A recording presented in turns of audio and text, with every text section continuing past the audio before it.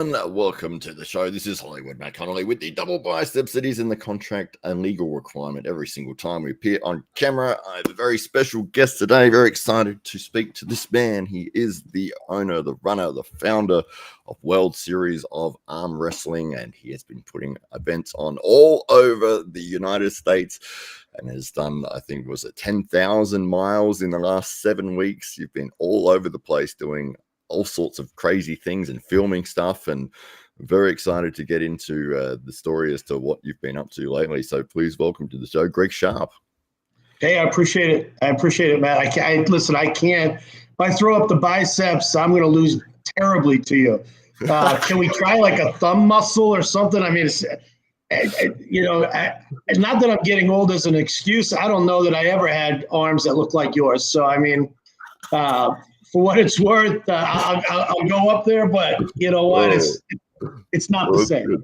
That's great. I love it. Yeah, well, it's one of those things. It was like, in the gym, everyone has, when you train, it seems to be people have certain attributes or genetic traits that, will stick out. Somebody might have a big chest, somebody might have, and for me, it was like, my arms seem to go reasonably well over everything else. And I was like, well, that's going to be my thing.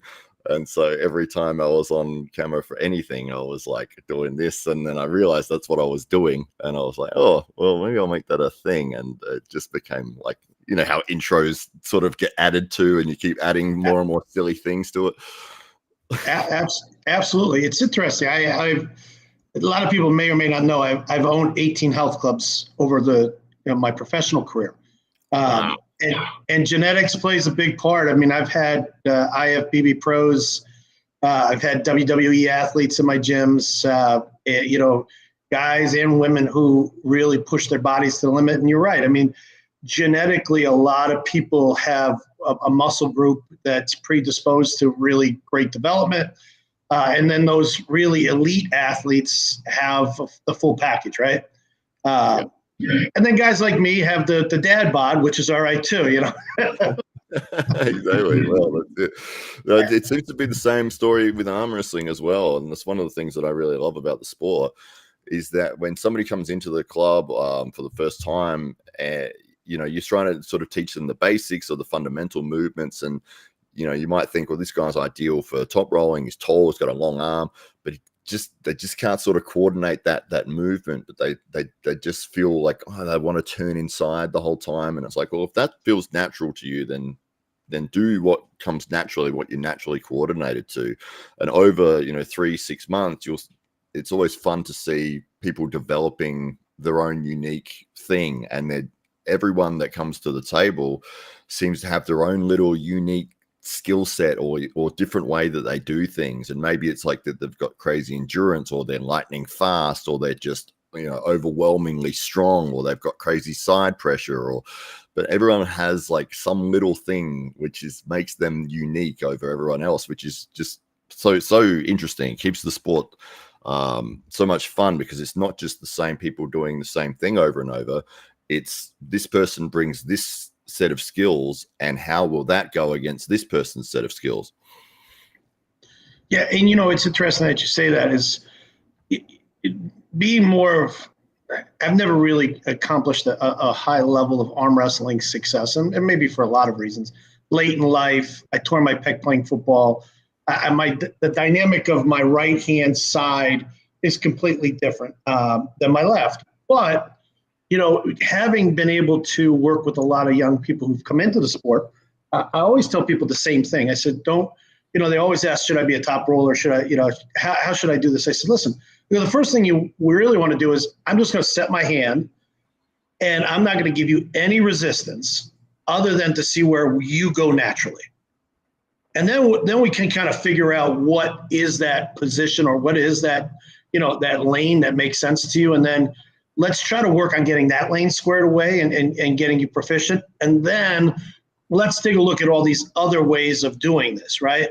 And I think it seems to work, but you're right. I mean, whether you're the height and we always, we'll talk about elbow to fingertip ratio comes into play, but what the natural value of motion for people's bodies are different no matter who they are. and you could be 6'6" and with a long lever and think, man, this guy should be going over his hand every time. And man, he's just diving in. But his supination is so strong and natural that that's where his lane is, right? Yeah. It's always fun to see that happen and take place, because over time, somebody that walks into the club for the first night and they're just trying to get the idea of what is this thing and why they can't beat somebody who's like a quarter of their size, and whether they've been at the gym for 20 years and now they're literally losing to a dude who looks like he's never walked past a gym. And then you're right. to see them in a year's time or 2 years time and get on the table and discover, like, oh, well, this is where you went with it. You went with the hook, or that's your thing, or you feel really strong there. And it's like, yeah, I tried top right. I could just never figure it out. It just didn't work for me. They might have a level of proficiency with it, but it's just about finding what's natural for you. And it's like you said, you get on and it's like, well, you show me what you're going to do. I always say that. I'm not going to pin you. I'll just see what you're doing and we'll go from there. And then I just sort of provide enough resistance so that, they have something to work with, and then we sort of try and correct it from there. But it's one of those fun things that I find in the sport, that everyone will gravitate towards what's natural for their own coordination. Yeah, and the other thing I find is that, especially with young pullers, I also try to emphasize injury is self-inflicted, right? If you don't take the time to learn to pull smart and safe, you're basically putting yourself in a bad position. Now, there are teachers out there that don't give a damn, to say the least. They just want to get in there and just beat up whoever's there, and that's okay. I mean, I shouldn't say they're teachers; they're practice guys. And but if you're really trying to grow the sport, the first thing we always try to do, at least from where I've stayed, is how do you pull safe, right? How do we get you home with a reasonable amount of pain so you did something, but not an unreasonable amount of pain that you can no longer go to work, or perhaps you put yourself in a bad position, you tear out a bicep right off the bat, or God forbid you break an arm or something like that. I mean, that's learning to pull safe in this sport has always been my number one concern. And even when I get young athletes, and we had a lot of them this year, Matt, which was great. A lot of young, teenage kids, young men, never pulled in an arm wrestling tournament before, called me up. Their parents would come down, whether they were 16, 17, 18, or 19. And the first thing I would take them to the table before I'd let them compete is I said, show me that you can pull safe. Show me that you can go on the table today. Don't worry about winning. Don't worry about losing. Show me that you can actually pull safe, and then let's see how you do in a competition. Because if you can't pass that small litmus test, I don't want you on the table. It doesn't make for good TV. It doesn't make for good, value to us as a sport. And if we all kind of value that we want to grow it, I think everybody will find themselves in that frame of mind that says, "Oh, well, wait a second, yeah, he's right. Let's take the time to figure it out." And then what we always try to do is say, "Where are you from? Let's put you in with a group that's in your area, that's within 30 minutes to an hour, or whatever it is, and hopefully, you can get to some practices, and then really learn to train your arms so that the next time you come out to compete, whether it's in 90 days with someone else, or you come back to us next year, you're going to be better prepared." And then you then can start, progressing and matriculating more towards the winning values and worrying about that, and then success will come. So yeah. Oh, exactly. Yeah. I mean, the safety aspect is such a huge factor. And my goal is for anyone who comes along to our training sessions is that they have fun is the first thing.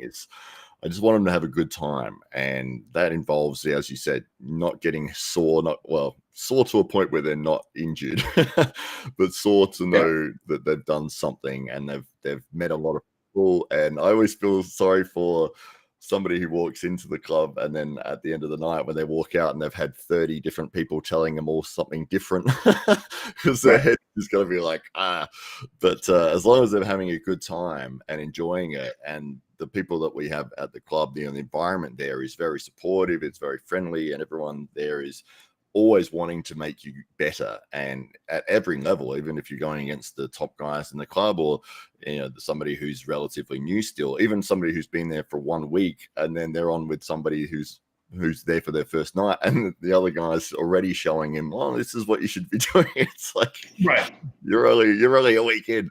But that fun aspect is my number one thing. But yeah, the safety aspect is critical. And we had such a terrible setback in Australian arm wrestling, and I don't know if you know about this one or not, but it was there was a national football TV show that very, very popular. Millions of people would watch this show, and it was about rugby. And they decided that they would get a couple of guys from each team to have an arm wrestle each week.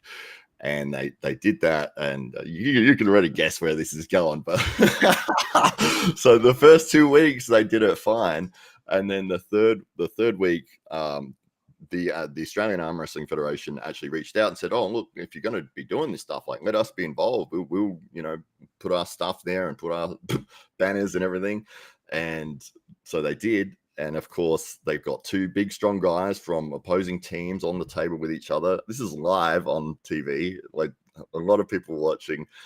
And of course, they're both using just side pressure, and one of the guys' arms breaks live on TV. And it's about 30-40 seconds before they actually cut to commercial. So you've still got, that whole time of this guy basically like in agony and people trying to figure out what's going on. And I still get people, this is maybe 15 years ago, I still get people bringing this story up, like, oh, I don't want to do arm wrestling, break my arm like they did on the footy show. And it's like, oh God, I'm like, my counter to that is, if you get 2 people who don't know what they're doing and you put them, like, if you have a boxing ring and you got 2 people who have never boxed and you put both of them in there and go and have a spar with each other, I'm like, it's not going to end well. That they don't know what they're doing. It's and you get 2 strong guys who are competitive, and it was live. It was such a disaster, but that still has affected arm wrestling to this day.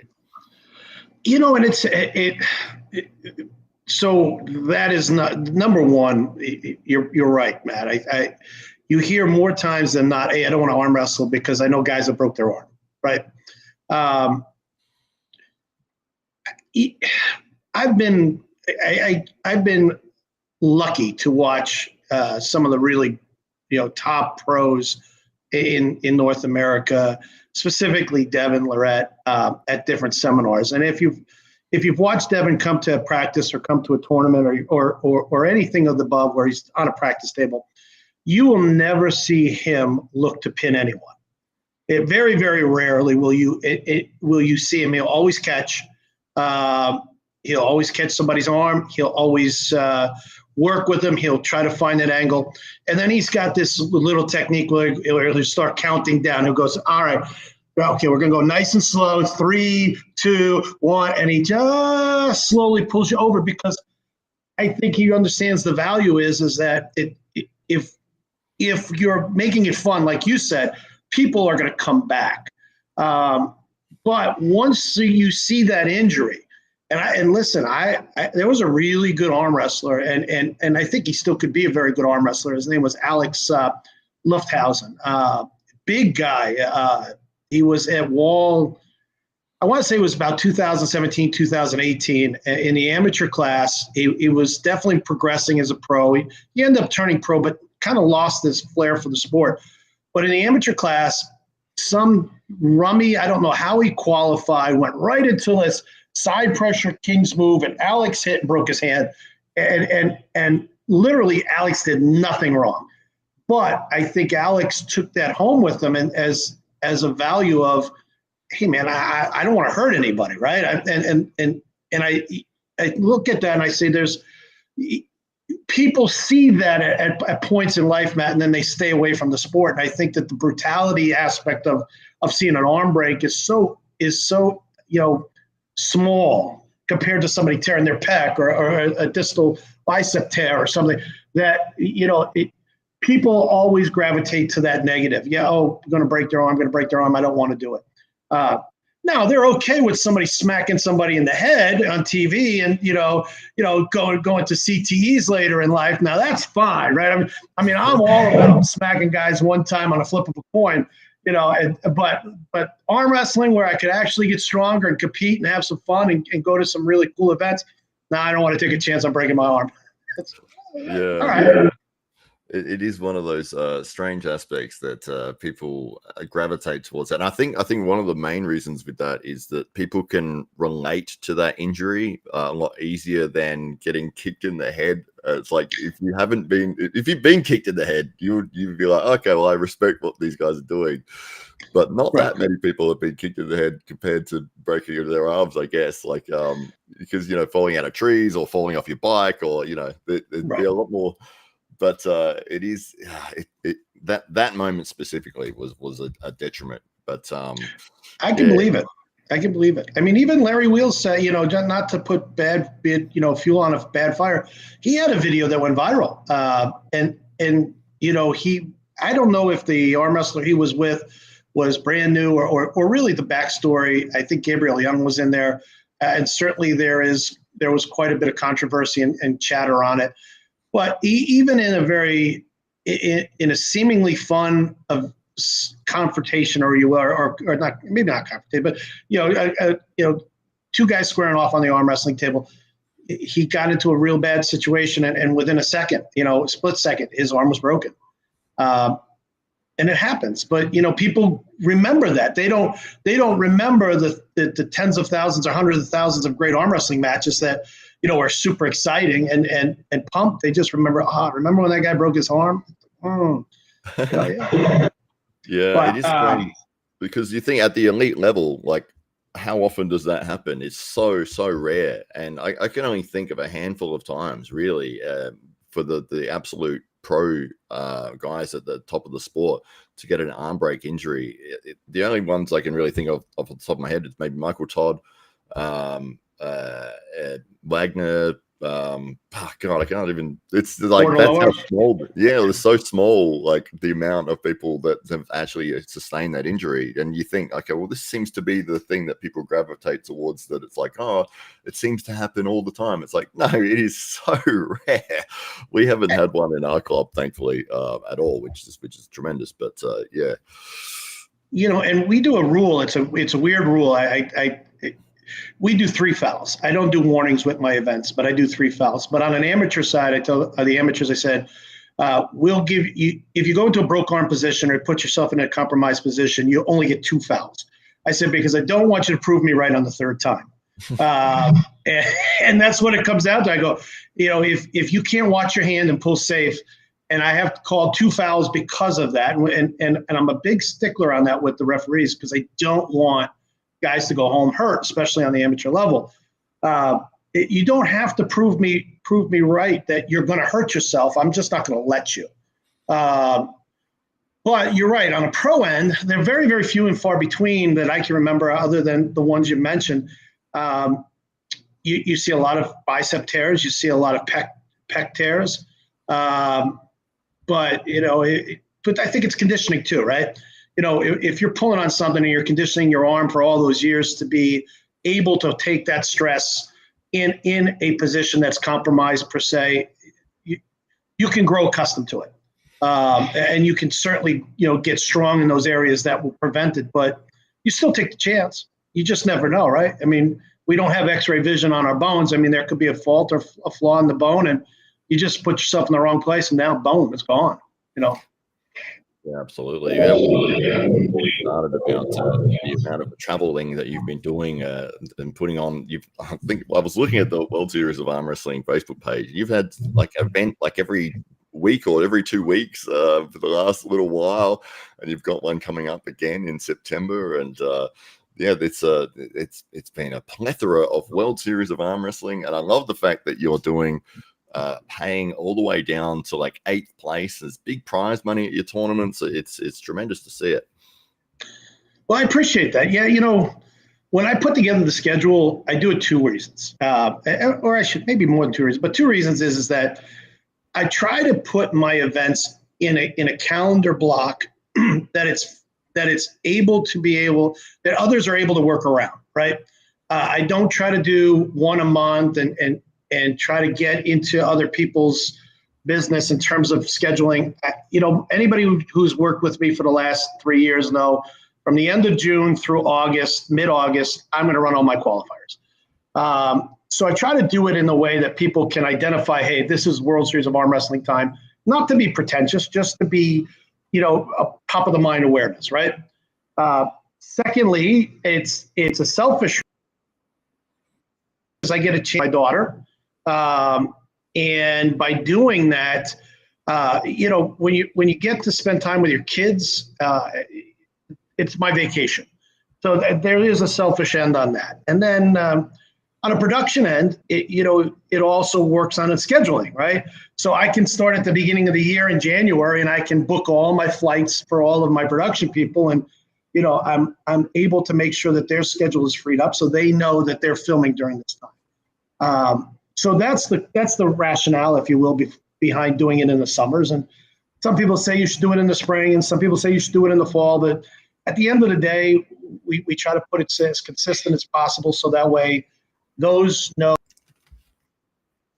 where we are. And then this September event is kind of a weird event, Matt, because we have a sponsor here with Harley Davidson, and they called me up back in July, and they said, hey, Greg, we have a bike week. It would be really cool if we had arm wrestling. Would you do an arm wrestling event for us at Bike Week on September 28th? And, they're a sponsor, and they're a good sponsor. And I said, of course, let's try to do something that's local, something that's not going to upset the apple cart with the regionals. So it's not a regional qualifier. It's just strictly an arm wrestling event. The caveat in that, Matt, and I'm going to kind of let you guys in on a little secret. The caveat on that is that we're going to practice our live streaming on that event. Our production team actually won several Emmys. They're very well known in the Southern California area for sports. They do a lot of bare knuckle fighting. They do a lot of combat sports. But I want to work through the logistics of understanding live streaming, because there's a level of that we're bringing into 2025. And also, we have created a relationship that is pretty unique. We're going to bring on a company that is going to give us the ability to let anyone across the globe wager pari-mutually on our events. And what that means is that pari-mutual betting, I liken it to horse racing. If you go to the track and you got 8 horses in a competition, you can bet on whatever horse that you want, and your odds will change based upon the amount of volume that someone is betting on you. So if Hollywood Matt Connelly, Gregg Sharp, I saw Jamie, I think, popped in. I think Ryan or one of the 98% guys are on there. So the 4 of us are out there, and we're gonna run a race. And in this case, the race is who's going to win the tournament for arm wrestling. And somebody drops $500 on Matt Connelly. Your odds will go to 1 to 5, maybe, let's say. Somebody puts $10 on Greg, I might be a 1 to 50 or 50 to 1, underdog. So it'll be live time pari-mutuel betting, in which we will load up certain people within the tournament that we know are coming. It won't be block betting. And, the reason why we're going to go with a pari-mutuel betting style is because what I've seen from block betting has been the bet is basically called off. And maybe that's a simple way of saying it, but the wager is really done. So if you've got one, I'm going to pull Gregg Sharp. Devin Lorette's got a $1,000 block. Everybody's putting $1,000 on Devin, right? Nobody's putting any money on Greg. Even if I got to pull him 1,000 times and got to use some sort of chain to keep his arm from moving, I'm not going to win. So the problem is that the bet becomes moot, right? There's no bet. It goes to the wayside. By bringing pari-mutuel betting in and really spearheading this, I think it's going to help draw a lot of atypical viewers to the sport, because now you've got a betting class of people who are millions and millions of people worldwide that will bet on anything. They'll bet on a coin flip. They'll bet on what color T-shirt Matt's going to wear on the next podcast. We can do all kinds of gimmick bets. We can do just about anything in it. But I think the value is that we're trying to grow the sport with a different value of viewership.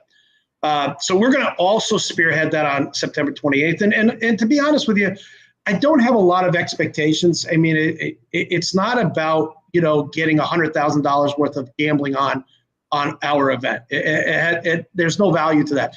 What it is let's establish the fact that you can do it. Let's establish the fact that the vehicle to do it is ethical, it has integrity, and pays you out, and that there's a timeline in which everybody is surprisingly happy with the results. So that way we can then initiate it into a much bigger platform for really a new sport for the world to see. Now, perhaps I'm wrong in the value in which I'm looking at it, but I really believe that it will drive a lot of sponsors. I think it will drive a lot of viewership to what we do. And ultimately, that's a good thing, because then that will pay off not only to World Series of Arm Wrestling, but it will pay off to almost every promoter, because then I'll open it up for everybody to be able to utilize in a way that it will draw attraction and attention to their event. So I look at the September 28th as really kind of a dry run of two different concepts that we're trying to get into. Then outside of that, we've got about a month and a week until the finals. And, the finals this year, I'll tell you, talking with Corey Miller earlier today, specifically because they said, hey, Corey, I've used your brackets before. I know that you can go down to 4 places. I know that it'll populate out 5 or 6 places. But do you have in your program, because we pay out to 8th, the ability to populate out the winner to 8th? And we talked about it on technical end. So he first said to me, he goes, well, if you don't have 8 people in a bracket, well, that's kind of a moot issue. And I said, yeah, you're right. But if only Riverside shows up, we had no less than 8 people in every bracket and up to 16 in 2 brackets in Riverside on the pro class. So I don't think we'll have that problem this year in terms of a light bracket by any means. I know Dallas is coming. I know the heavyweights in Utah this past weekend, Matt, were really deep. That might have been our biggest heavyweight class of all the regionals. And a lot of the good names that came back in, without spoiling the broth too much, I mean, you had Ryan Constantino come back into the equation, who's a big press left-handed puller. He's qualified. Obviously, Cody Merritt's up in that area. Big Joe Meeks showed up. There's a few other younger guys that are coming down to really see where they stand. And it's a free event. At the end of the day, you don't have to pay to enter the finals. You just had to qualify at a regional. Then you liken it to some of the other areas. I mean, you also had Corey West from the Dallas area, and Robbie Burnett, I believe, is going to try to come out for this year's event, albeit that Robbie's kids play football, and Robbie is a tremendous dad. He's a tremendous parent. We just happen to fall in the football season. Now, having said that, we have Travis Bagent coming out from the Atlantic City. And from my understanding, he will be coming because his son, who did amazing last week with the Bears, he plays in Arizona Sunday. So Travis said, hey, are you sure that you're going to get done on time? Because I want to be able to get on a plane and get out to Arizona. I said, Travis, if one thing you've learned from my events is that we always get done within that 4.5-hour time limit. Even if I have to bring in 2 more tables and 4 more reps, we'll get done by 5:30, 6 o'clock on Saturday afternoon. You've got some players from the Jacksonville area. They came very strong on a professional end. You've got Ron Bath coming out. You've got Adam Marinsky coming out. out of the Kansas City area. You got Wallace Dilly coming out. He's the number 10 heavyweight in North America right now. You've got Austin Tevis coming out, who is an amazing 176 puller. But, you've got 209ers out there. Stephen Logsdon was pulling really strong at that event. Just across the board, we've got some really solid talent. And when you put a lot of solid talent together, it's kind of a coin flip then, right? I mean, you can look what happened. I say I'm a Luke Pulsher fan, and the reason is he's such a great guy. But I watched him put up his Worlds video on his second match, and he got into a war. And Luke probably should have won his weight class at the Worlds, but now he's out. So, Corey West is a big, super strong, guy. You start putting some bigger bodies next to him. I'm not saying he can't go through them, but it could change the dynamic a little bit of where second, third, fourth is. And you could see a lot of guys place.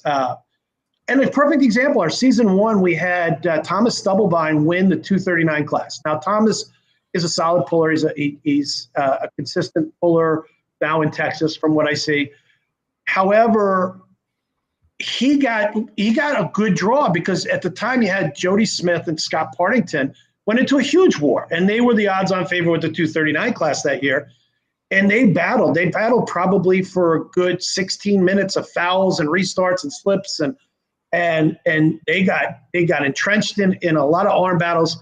Come to the finals, Thomas came out of the B side and was able to clean it up and win this weight class.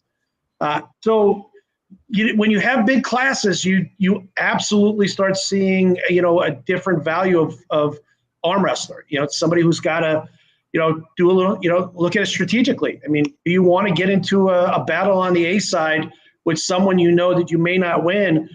Do you take a quick loss and come back to the B side? But hopefully he starts to take that battle, right? There's a lot of strategy when you play, and I'm hoping, and I should say, is that we're probably 20 to 22 deep in all of the pro classes.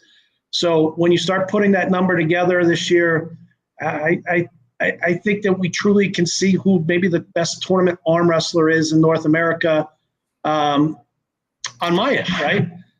Certainly not super match, but certainly on a tournament end, somebody who can come in and really strategize and figure out the way to get to the first place and win the $2,500 per arm. I think we're moving in the right direction.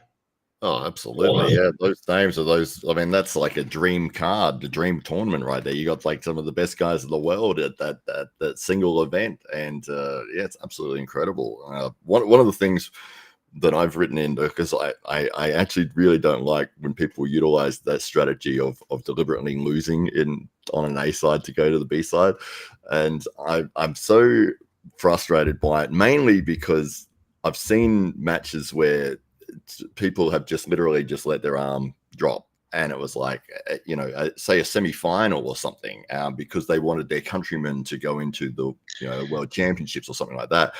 And right. I just found it so insulting as like an audience member watching this to have spent the time and be invested in seeing who was going to win this tournament. And then you've got these two guys lining up. It's like, oh, this is going to be exciting. And then one guy just literally doesn't even try. And I was like, this is so painful to see. So I've actually written it into our tournament rules. If you do not put any effort in deliberately, like if it's up to the referee's discretion, but if it's deemed that you've deliberately lost to try to get an easier way through to the finals, it's disqualification. There's good value to that, Matt. I'll be honest with you. I mean, there's the problem that you always run up against when you have regionals, specifically regionals, is you have teammates, right? And a lot of times when you get to a smaller regional, you may have 4 guys in a 209 class, right? And you get unlucky off the draw that you get to pull your teammate not only in the first match, but then if you happen to lose, then you find yourself in a teammate in the second match. So sometimes that becomes a strategy, and I'm not saying it's right, but I am saying that you see a lot of that when it comes to team play, and certainly if on your analogy on a world level, on a national play. But I think, if you have a guy like Brez Zadrakian, and Brez is like the premier 176, certainly in the U.S., but maybe in the world. He's got a teammate. He's got a team of probably 4 other 176s. He's got Alex Giotti there. He's got David Stepania there. He's got Vazen Zagoyan there. So when you start to put those 4 guys in, they want to win for sure, but they also don't want to be foolish and think that they don't want somebody to walk away with the cash. And there is some team strategy there, and it's hard to get around. And yeah, they may be able to fake it a little bit better than others, but there are times where guys just come up, and we've had it, and they just lay it down. There's got to be a way to encourage people to compete all the time. Maybe what you do is really something we should look at as a value across the sport. That if you don't put in your best effort, with the caveat of you're not hurt, right? Yeah. But if you don't put in your best effort and you're not there to compete, then at that juncture, you should have some sort of disqualification, perhaps, unless it's. I don't even know unless you're in the A and the B side and you're up against Brez again and you're just like, listen, what am I going to do? At this point I got nothing in the tank. I'm just gonna sit up there and give him his win. It's really an interesting point to kind of dissect, I think. Yeah, I think one of the main points was when I saw that it was at the World Championships in arm wrestling maybe 3 years ago, and it was a countryman, 2 Georgians. One of them came out, and I was like, I think it was literally the match going into the final, and one of the guys has just let his opponent win, and I was like, that is so insane to get to this level, to be one step away from having the match for the World Championship, and you've deliberately just lost. And it was like, how could you do that? Everyone who's paid, it was just like a slap in the face. All the people who paid to go to see the best possible people, and throughout the day, you're whittling everyone down to these are the absolute best guys. The final should be the best possible matches that you can see all day. Everyone's there, invested, waiting to see it, and you didn't even try. And it's like, what are you doing? This is the exact opposite of what everyone came to see. So right. I get the strategy of it, and wanting to assist a teammate or assist a countryman, but in terms of having respect for the people that have come to support the sport and who have come to watch you compete and want to see your skill, and then for you to deliberately lay it down is just like, so it's frustrating to see. One of the other issues that I used to watch a lot of fighting game tournaments, and they had a problem with the grand finals. The 2 finalists would agree to split the paycheck. So whatever the prize money was, let's say it's $1,000 for the first place and $500 for the second. Before the match would take place, they'll go, we'll just do $750 if you want. We'll do $750 each, and then it doesn't matter. And so they would just goof around in the final, and it was so disrespectful for the people who've waited all day to see the grand final. Like, this is the 2 best guys, and they're goofing around, and the promoters would lose their minds. And one of them, actually, he came out and just ripped the power plug out the wall and said, too bad, I'm not letting this stream anymore because I'm not letting you make a mockery of my tournament. Right. And when you bring the betting aspect in, we will, one of the things that we talked about with that company is how do we protect the integrity, right? Because if people are putting real money in, there will be a value of that on a betting aspect, Matt, that if somebody is laying down, that bet becomes negated. And there are going to be controls on that aspect, because we don't want tournaments throughout the their money, right? They're the top dog, and it's great, but you're never going to beat them. And there are a lot of arm wrestlers, like you said, that go in with their teammates or with a plan of attack, and they split the top, right? And it's hard to police sometimes, and you don't know you're the guy on the fix until it's been fixed, right? And then when the fix is in, then you get pissed off because here you're promoting something with integrity and you're hoping that the participants are doing the same as well. And then you find out that all that hard effort has gone to naught, which is, it's hard. But, the answer though is that I think when you get to any kind of level now with the internet and social media and being something that can be seen quite often, people are always trying to protect their images, but who wants to be protected? Who wants to be seen as the guy who didn't try, right? So maybe there's a value of social media and a value of real time sports that will stop that from happening, and I hope so, right? I mean, listen, nobody wants to see Aaron Judge hit 63 home runs this year or whatever the number is, and the guy and the pitcher's throwing an underhand pitch to him so he can knock it out of the park, right? Nobody wants to see that. And nobody wants to see a pitcher walk him on purpose so he can't get his swings at, to try to break the record. But it happens in all sports. I mean, when you're dealing with real money and competition, sometimes you just can't control it, which is sad, but it's true. Yeah, absolutely. As I said, they do play all the way down to 8th place. And for people that are competing in real tournaments, I mean, they could walk away with like thousands and thousands of dollars if they win their weight class or they do well in their, say, in left arm, and then they do well in right arm. I mean, just looking at the breakdown of the money here, I mean, you've got, there's multiple classes there.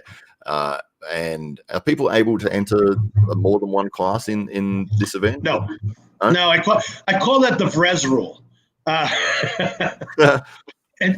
and the reason why is, and listen, I've watched Vrez go to tournaments and crush every weight class, weigh in at 67, and pull the super heavyweights and not lose a match, and take every dollar home, and rightfully so. I mean, he's a phenom, but we want to encourage, number one, that no one person can monopolize all the winnings, and we also put the caveat in is that if you qualify, let's say Matt, you qualify in the 209 class, and you miss weight, you can't go to the 239 class.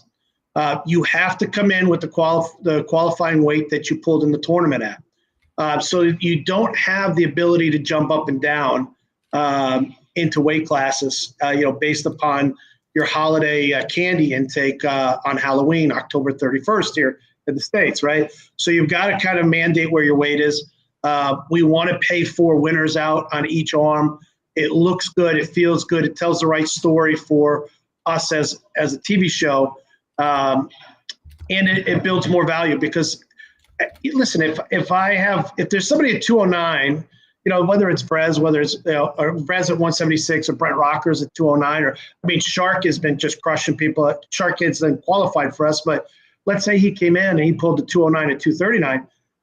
Maybe somebody in the 239 class, won't come because now they think, well, I don't feel I can beat him, so why am I going to waste my time? I don't want to pull for second. So we try to keep it class specific so that way those that qualify know basically who they're going to be competing against, and that way not one person can walk away with. I mean, let's hypothetically, if there was a 76 that could win every class, they could walk away with $23,000, and 8 watches that are $1,500 a piece. So that's a pretty good payday, and hopefully we'll be able to get to that point by year 5 anyway. I mean, our goal is to add again to the overall prize money this coming season 4 and then season 5. And, we're seeing a lot more response with certain areas that will allow us to do that. And the goal for us is to be able to get to $10,000 as a first place prize here within the next, 3 to 4 years. And once you hit those numbers, I think, Matt, and you kind of evenly distribute it out across those 8 places, it will encourage guys to risk their reputations to come see if they can win the money, instead of trying to maybe protect their images or not want to get into a qualifier because they've got some super matches coming, with other organizations, which is great. we really want everybody to compete as much as they want. But if somebody has a chance to win $10,000 and they're thinking about going somewhere else on one of our qualifiers, hopefully that's enough for them to come and compete with us and encourage them to compete with us. And one of the other things that we're going to try to do years 5, 6, and 7 is to start doing a little bit more sponsorship outside of World Series of Arm Wrestling, where some of our partners, which we actually do, and I just don't let people promote it. When a host does our event, we give them a host sponsorship fee to use to one of their tournaments as part of our package. So we don't ask anybody to buy in for a World Series of Arm Wrestling value. Nobody's prepaying in the States. Now, I will say that modestly, because we had the Canadian qualifier that we were unable to go up and participate in, that wanted to bring a team down. So we licensed them to be able to do an event exclusively as a international event. And that was in February. But when we go city to city, we pay our hosts not only a host director fee, but we also pay them a sponsor fee to be able to put towards their tournaments. And I think that works because we're giving back to not only arm wrestlers for our events, but we're also giving back to arm wrestlers and those tournament hosts that are promoting, the ability to keep their promotions going. So it's kind of, a lot of people don't know that. When we go to Atlantic City and we're working with, Steve Black or Mike Bisman, who are great guys, or we're going to Ryan Johnson, Kansas City, or wherever we are, those host directors have an incentive to work with us, and we're hoping that incentive not just gives them, a value every time we come to town, but that value from that sponsorship now goes and translates out to their next events. And it's not a boastful or pretentious way of trying to boost my image or something. It's just we do that for the sake of the sport, and we do that to hopefully find great partners. We want those guys to stay consistent. There's a real reason why I think Billy and Sarah with the TAL enjoy having us come to town. They do well. They get a quality tournament. They get to participate with us, and we help sponsor and promote them as well. And if you're doing that, I think you not only take your fundamental responsibility to be of high importance, but you take a fiduciary responsibility to be of high importance because you're not lining your pocket. You're putting it back into the arm wrestling and the promotions that you're leaving, that you're encouraging to stay, solvent and continue to operate. Yeah, absolutely. One of the things you were saying before we went live was that there is you're almost spoiled for choice in a way in the US with the amount of tournaments and everything that are happening every single weekend. You've got maybe 4 or 5 that are taking place across the country in all regions, which is the complete opposite here, where it's there's one national tournament with there's 2 organizations. There's AWE, which is our organization, but we mainly do invitational events, and we do some tournament stuff as well. But yeah, the other one, which is run under the WAF banner, which is AAF, Australian Arm Wrestling Federation. But in terms of events, it's one every few months, and you've got to fly there. You've got to, it's on the other side of the country. Whereas I believe that, if you're a promoter in the US, it's almost that opposite effect where, you're jumping in and it's okay, we're going to have this event on this weekend, or, you pick a date throughout the year, and it's like, well, there's 6 other events that are on that weekend. So you got to have a big point of difference or a big something about your organization that's going to attract people to want to go to your event as opposed to all the others that are taking place.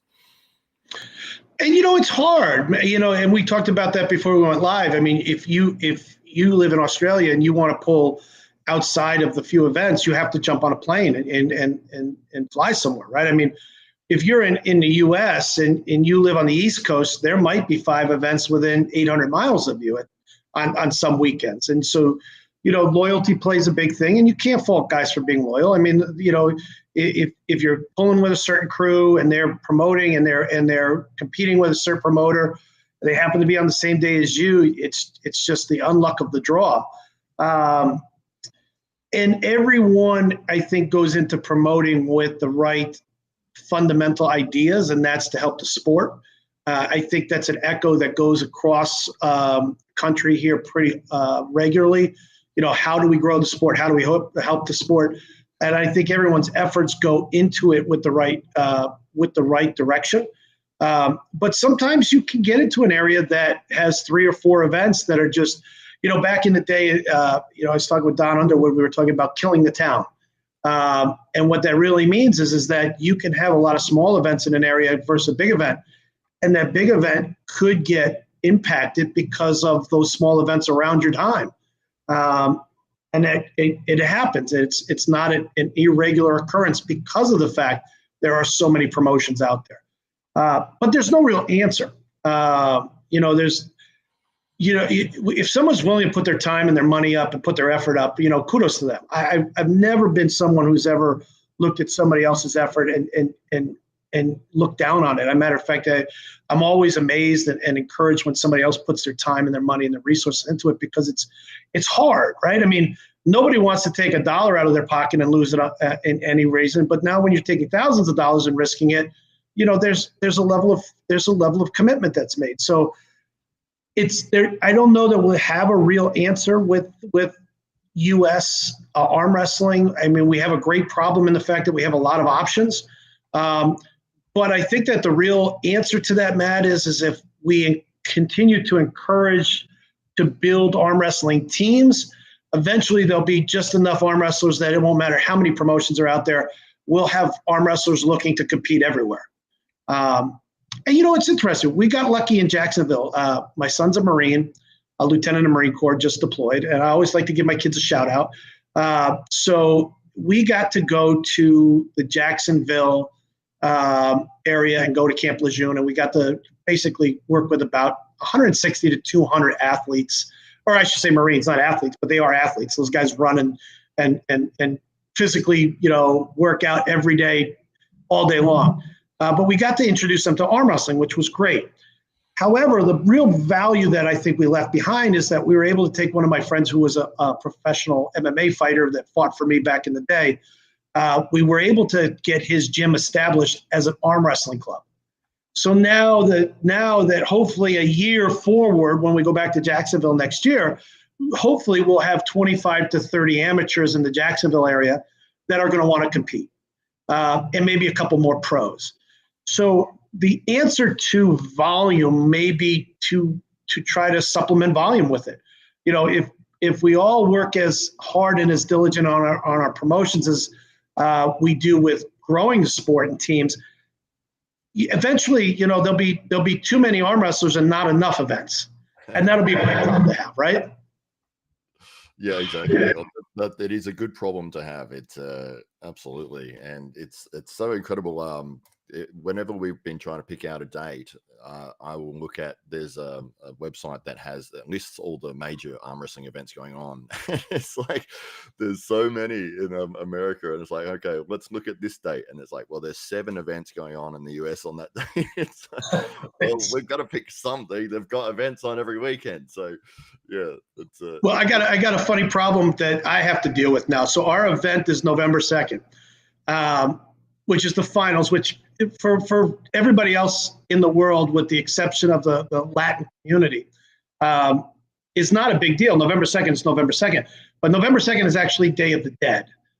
So now a lot of my sponsors who would normally come out to the event that are of Spanish or Latin cultural descent, they're like, well, can't we do the event on the 9th? And I'm like, well, why? What am I missing? It goes, well, Halloween is the 31st, and 2 days after is Dios de Muertes. I probably didn't say that correctly, but they go, that's a big holiday for us. And it's like, oh, God, I can't win with other promotions. I can't win with cultural references. I said, it's,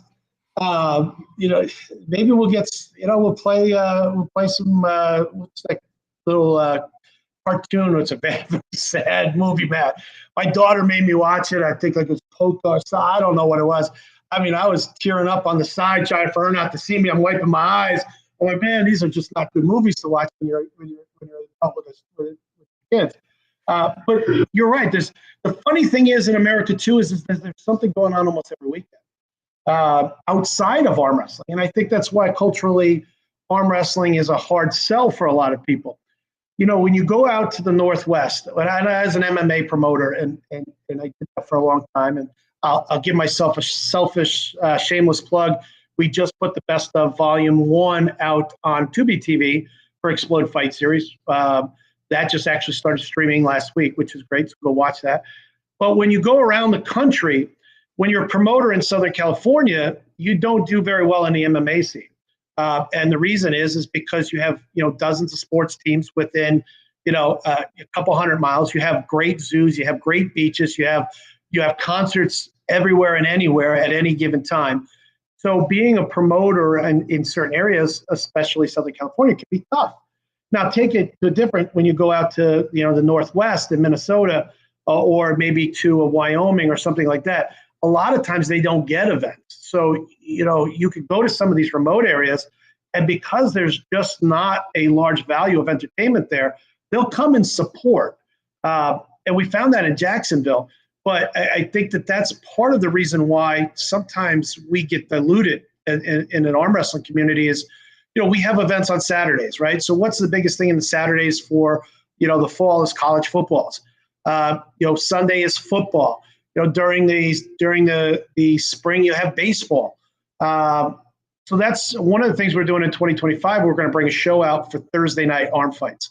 And we're going to try to go off of the beaten path a little bit, stay away from other people's value of the calendar, and get into kind of a niche that there isn't as much competition in terms of visual value in the community to encourage. And we're going to do that in a way that promotes also a social value. So we're going to work with Atlantic City. We're going to work with Chicago. We're going to work with Dallas. We're going to work with LA.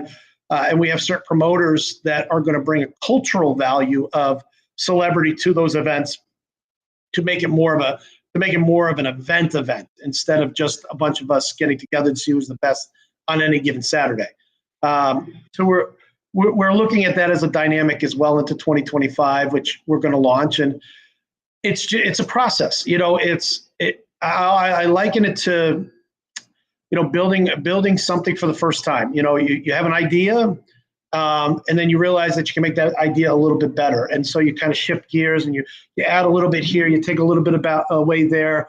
But the end process is that you really want to make something that's successful, that people can really get behind and be proud of as a community, and showcase everybody across the board as best as you can. And if you do that, in my opinion, and that's what we're trying to do, then we win. If we don't, then we're going to go down swinging and trying. But at the end of the day, if effort was the litmus test of what we're doing, I'm going to tell you that I'm not going to run out of effort. We're going to figure out a way to make it work. Yeah, it is one of those things that you see the places that aren't spoiled for choice, and it reminds me of Iowa seems to have the best wrestlers, and I think it seems to be the thing. It's like we all wrestle. That's what we do here. That's the thing. There isn't anything else. It's wrestling, and then you've got these group of savages that are absolutely phenomenal at the elite level because that's all that they do. Whereas if they had 50 other sports they could choose from, maybe you don't get that same pool of killers.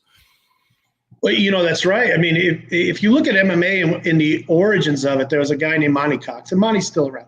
It's a friend of mine, nice guy. He used to do extreme challenge, cage challenge, ECC. At one point, the Midwest had, I think, 6 world heavyweight champions in the UFC. Like Matt Hughes, Pat Miletich, Tim Sylvia was there, the Gremlin was there. They just had the best fighters. And when I promoted in Iowa, you brought the event there, people came to watch. And that was a big positive about doing anything in that Midwest is there's not a lot of value outside for entertainment. So when you bring something there, people come to see it. Same with sports. In Southern California, you're an athlete first. And what I mean by that is if you're a quarterback 12 months of the year. If you're a pitcher 12 months of the year. In Iowa, you play football for 3 months, then you wrestle for 3 months, then you might, do some sort of strength training for 3 months, and then you run track for 3 months. But if you can wrestle all year long, so why not just wrestle and become a beast, or train and become a beast? So, that is their niche sport because it's something that's universal that they can do 12 months of the year, especially when it snows and the weather is crappy. And you find that a lot. I mean, look at Russian wrestlers. Look at Eastern European wrestlers. Look at Eastern European arm wrestlers. They don't have oftentimes a lot of options. I don't know of one Eastern European pitcher in the major league, right? And that's ignorant of me to say, but I don't know of anybody that perhaps is an all-star level there. So Major League Baseball is not an option for them. Professional football is not an option for them. Now they have world sports like soccer and stuff like that's kind of a tertiary sport for us on the American side. But, they look at arm wrestling as a national value. And a lot of times, from my understanding, not because I have personal knowledge, but from personal conversations, a lot of times those athletes have ways to be sponsored. They have ways to be able to compete. They have clubs that are funded. In the U.S., we have Guys Garage, that we show up on a Wednesday, and there's not a lot of organizational skills because a lot of times being an arm wrestler, you take 1,000 kids and put them in a row and you ask them what they want to be. You astronaut, lawyer, professional football player, professional baseball player, whatever. I don't know that if we get 1,000 kids, one of them will say, I want to be the world champion arm wrestler, right? It just isn't there. And I see some of the comments with hockey and stuff like that there. It's exactly right. In Canada, my mom is from Quebec, and my uncles all, played sports, and it was either boxing or ice hockey. That was what they played in Canada, right? You were either a boxer or you played ice hockey. And a funny aside is my first year playing football in college, I had played for Cornell, and we were a D1 school, but it was an Ivy League school. We weren't a football powerhouse, but we were a hockey powerhouse. So now this one young man in my freshman year, we had freshman lifting. And this one young man, his name was Dan Ratushny. He was about 6'2", 230 pounds. The guy was stacked, Matt. He was incredibly strong. We start benching. I'm thinking he's a football player. The way this guy looks, he must be a linebacker, right? So we start off, warm up, 135, 225. We get up to 315, and he's very comfortable with it. And I said, okay. I'm about 275 pounds at the time and in good shape. And we go up to 365 and we're repping it out, and he's repping it out. I'm like, okay, well, we really need to see who's the alpha guy here, right? We're going to, I don't want an offensive lineman losing the bench press contest to some linebacker. So we go to 405. He's, I think I was 5-6 reps. He was at maybe 2 or 3. And I'm like, wow, this guy's impressively strong. So I try to clear the bench and I go for PR. And at the time I was able to push about 465. And he stopped at about 435, I think, at the time.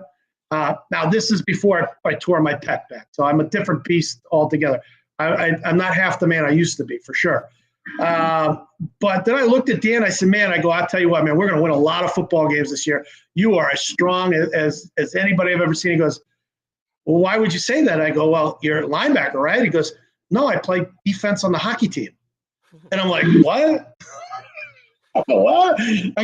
I go, you're 6'2", 230 pounds with a 400+ bench press.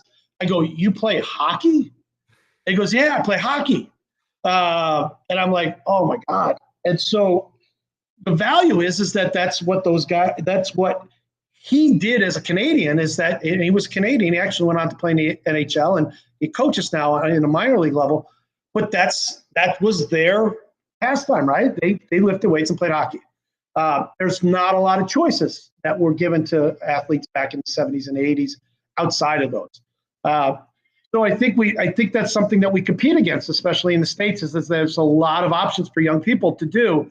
And arm wrestling is not necessarily a top level, because if we go back to our first conversation, what do most parents say is that I don't want my kids, my son or daughter, to arm wrestle because I don't want them to break their arm, right? So, it's a challenge, but it's a fun challenge. Like, I love it. If you gave me 7 weeks to do anything, that I could spend time with my kids and meet guys around the country and just have a great time, and arm wrestling was that choice versus staying and working at home.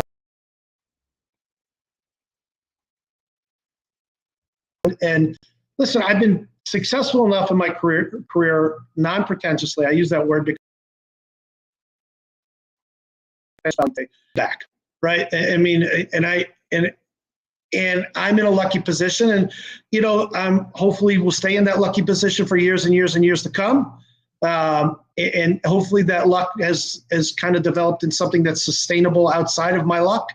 But you have to take a chance, and sometimes giving back to something that you really enjoy being in is enough value at the end of the day for you to do it. And I think that's where I'm at. Yeah, you picked a pretty good industry as well. I found that the arm wrestling, everyone that I've spoken to and had experience with, has been so friendly and welcoming and supportive. And you could go into any arm wrestling club in the world, it feels like, and people will be there to help you, to want you to improve, to look after you, to be friendly and kind. And it seems to be that this community is just so embracing of people that are interested. I think we're more surprised that somebody might be interested in what we are interested in, and it's like, oh, please be interested in this as well. Like, and then when you find that group of people that are so sort of all together and supportive, it that whole structure of it, that culture of arm wrestling is so positive. And you do get some like when people are having matches or whatever, you might get some trash talk, but overall it seems to be one of the best community building sports that I've ever seen take place. I agree. So really what we really haven't addressed is how do we get Hollywood Matt Connelly next season out to either a qualifier or to the finals, if not to compete, to be around the community and really just enjoy some U.S. hospitality. That's the question that you and I are going to have to figure out between now and then. No disrespect that, but the November budget is spent.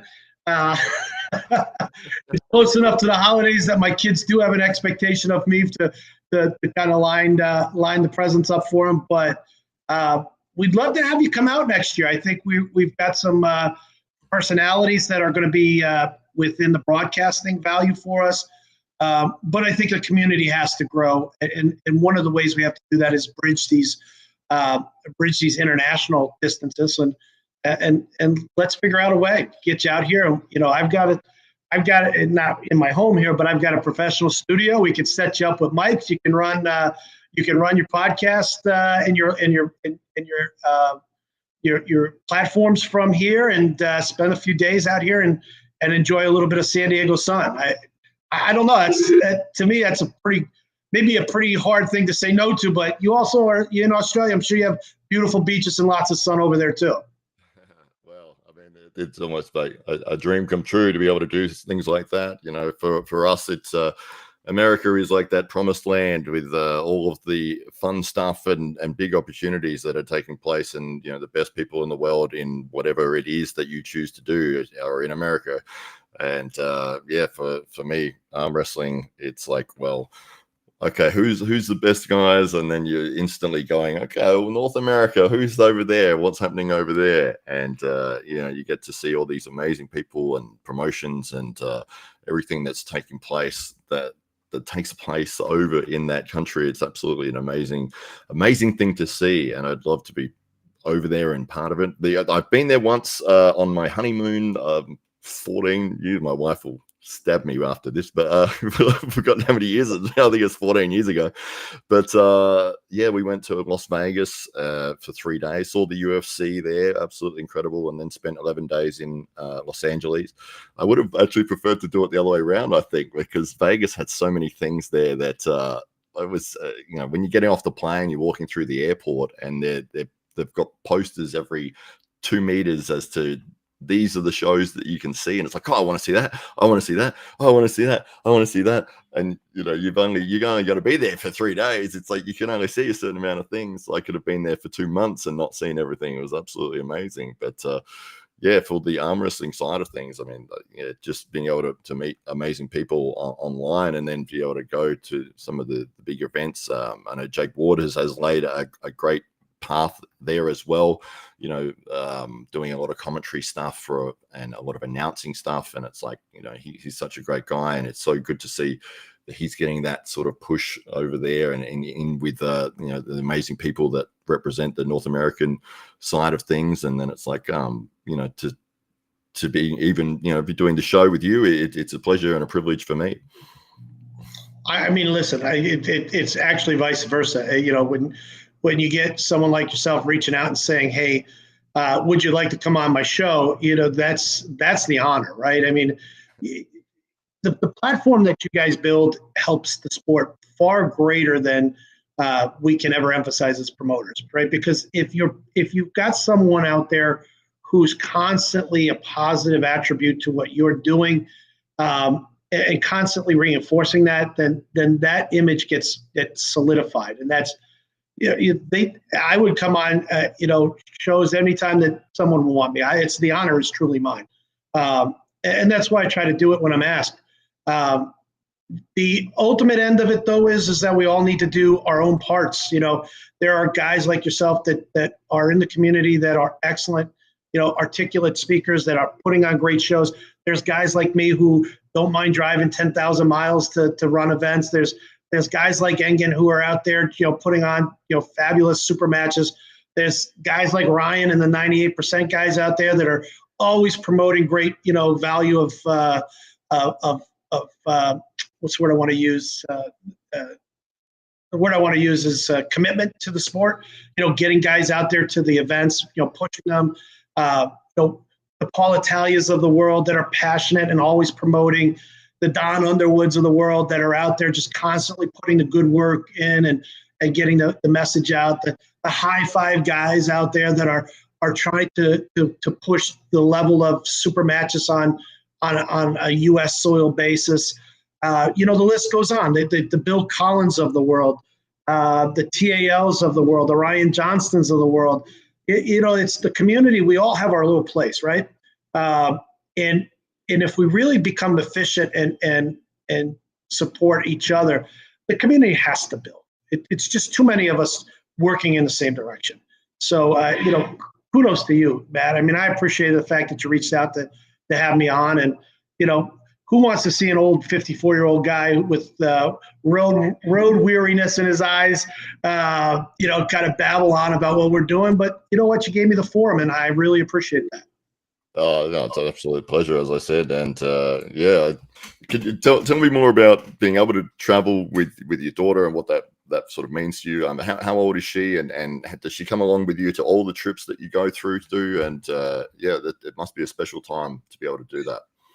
It's interesting. I appreciate you asking that. The first year, my daughter was in Oregon State, and she was in undergrad. And she's like, "Dad, what are you doing for the summer?" And I was explaining to her the World Series, and I'm going to go on a road trip. And she goes, "Great. How many cities and states are we going to see in capitals?" So I said, "Wow, okay. Let's go make a trip out of seeing a path of going to every state that we can and see the state capitals." So the first year, that was our goal. And then the second year, it became a little bit bigger. We started to find, areas that we weren't in. We travel outside that area to see the state capitals that we hadn't seen. We saw national parks. And she basically became my weigh-in guru. Like I told her, she's very economically savvy. She goes, "Dad, you're going to pay me, right?" And I said, "Well, what do you mean?" She goes, "Well, I'm not going to have a summer job." I said, "Well, all right, I'll put you to work." So she does all the weigh-ins and organizes it. But in a bittersweet end, she took advantage of her academics out of her senior year, and she actually was an academic advisor for the football team at Oregon State. And what she did was she tutored the kids there, and she found that there's a lot of what they call grad assistant programs in colleges across America that pay for her types, men and women, to come to schools to do their grad programs, master's or PhD, and they become a part of the faculty. So she actually applied to the University of Tennessee and 6 or 7 other schools, which they actually all gave her a job and a scholarship. But she took the University of Tennessee, and halfway through the tour, if you call it a tour, right after Atlantic City, I had to drop her off because she had to start with the football team. So she didn't make Kansas City and Utah this year, but she'll be at the finals. But she's I talk to her on a daily basis, and she really has found a niche in the world of academics that will help her get not only her master's in sports management, but I've encouraged her now to go on with this program to hopefully take her law class and get a law degree and become an attorney, because I think she fits in well with the sports world, and she's lucky enough that she's met a lot of very affluent professional athletes out there, and she's got a lot of connections. So she's at the University of Tennessee. She's doing her sports management master's. She's on that grad program now for the next 2 years, and she is one of 2 specific grad assistants that work with the football team. And University of Tennessee is a big football school out here. And then we'll see after 2 years where she goes. She's made it so that her bosses know that next summer she has to go on tour again with Dad. So she definitely enjoys it. She gets to hear the same run of Dad jokes and Dad stories and Dad reminiscing.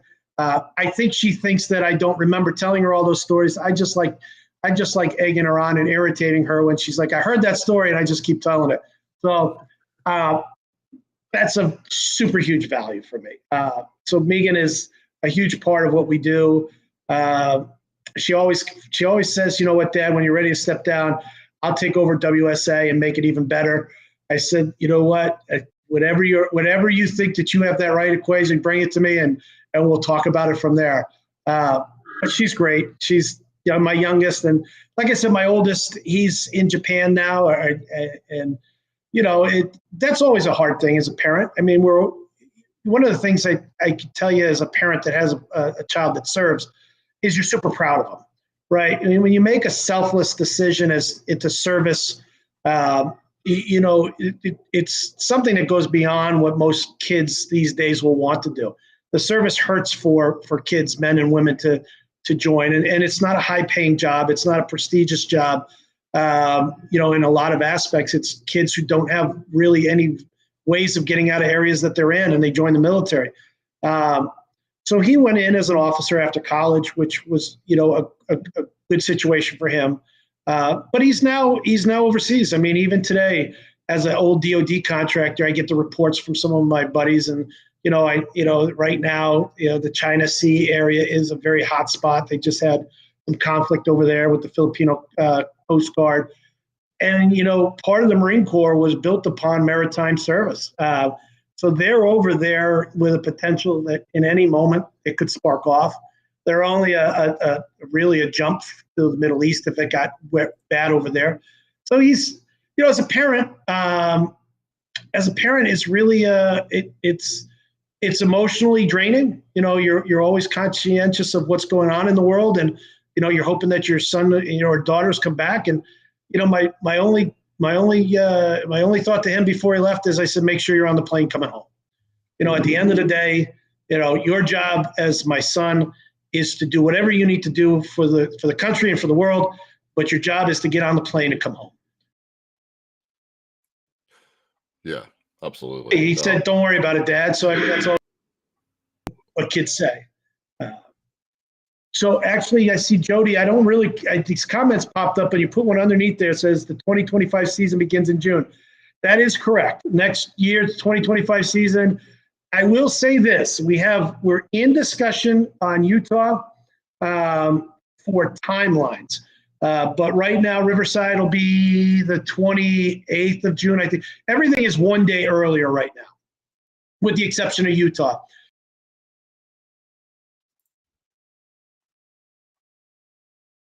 To be able to get on a date in that area that doesn't have too many outside or external values to keep guys from traveling. And you know, we went to Utah this year, just finished with the Utah, had a good event, strong showing from them, great athletes. But, you know, we got, it was the first weekend of bow season. It was first weekend, they had some big concerts, some festival going on 2 years ago. Or there's other things that were happening in the communities. There, a lot of guys couldn't come out and compete. Timelines were bad. So I've talked to Justin Green. You know, we're contemplating whether we're going to try to go the week before Riverside this year at the end of June. I need to check out and see if the colleges graduate in that area. I don't want to sit on high school graduations and college graduations and have you know, people have to make a choice on whether to come to arm wrestle or go to a graduation. And the funny thing is,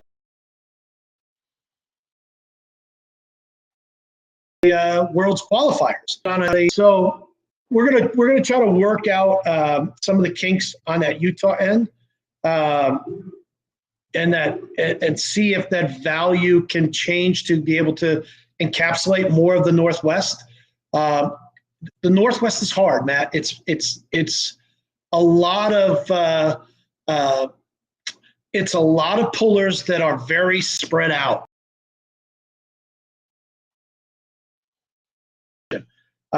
You really run a good tournament. I see your comment. I think the connection lost, but I appreciate that, Ryan. Thank you. You know, Jody Williams runs a really good tournament for his LLD. I got to go up and see that.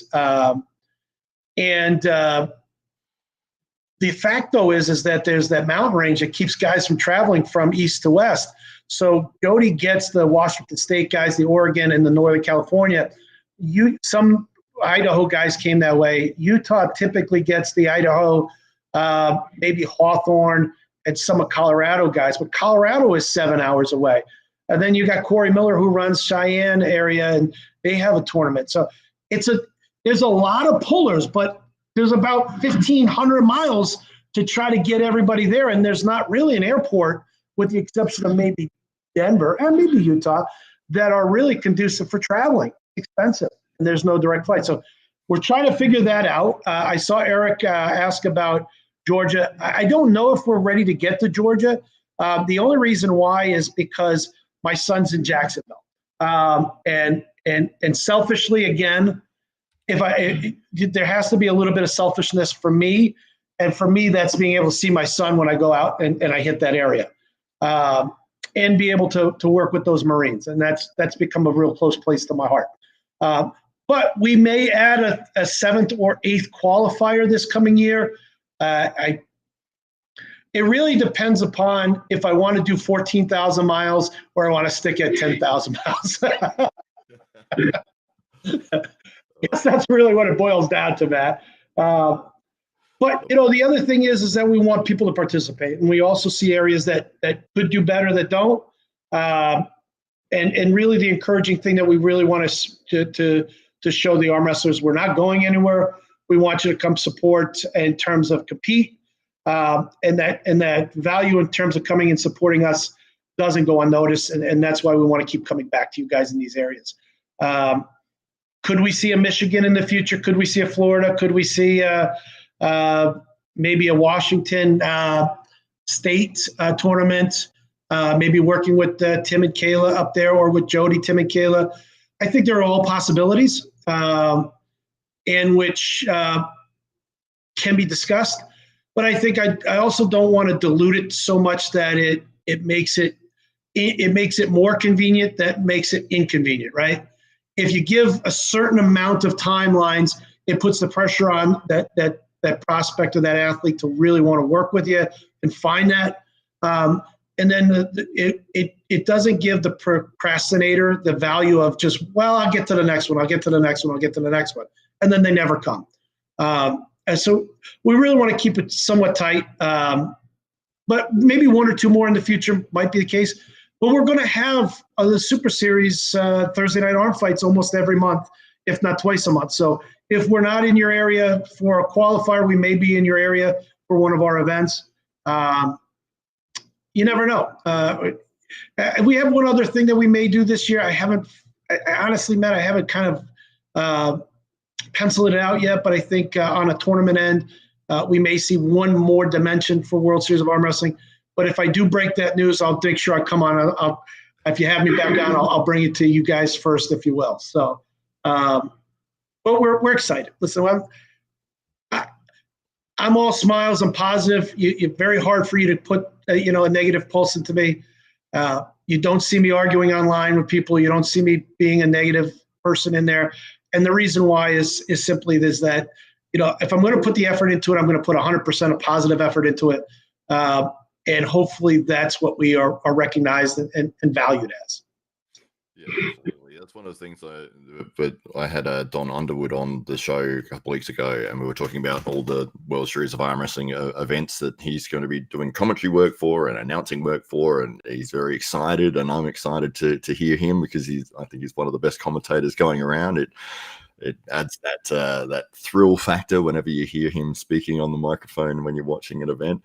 And he was so we've got the big event obviously in September that's coming up, and so we're very excited about seeing that one. And let me bring that up on here again. But one of the things that we were pointing out was we want to make sure that people do attend these tournaments. Just if you're putting on these big shows, these high paying events, it's like you want people to attend, and it's like pays all the way down to 8th. And there's so many people that I know that will say, "Oh, I won't enter that tournament because I'm not going to win." And it's like, what are you talking about? You go for the experience, for the fun, for going around the community. The after pooling is more fun than the actual tournament most of the time. Going to meet people that you've never met before, getting on the table with, maybe you get on with the guy who won the tournament, and you'd never have that opportunity otherwise. So it always frustrates me when people have that mentality of, unless I'm going to win everything, I'm not going to turn up. It's like, from a promoter's perspective, it's so frustrating. It's like, please just come along. You'll have fun regardless. And especially when you've got the opportunity to win, there's big prize money on the line. You've got some of the best arm wrestlers in North America attending these events.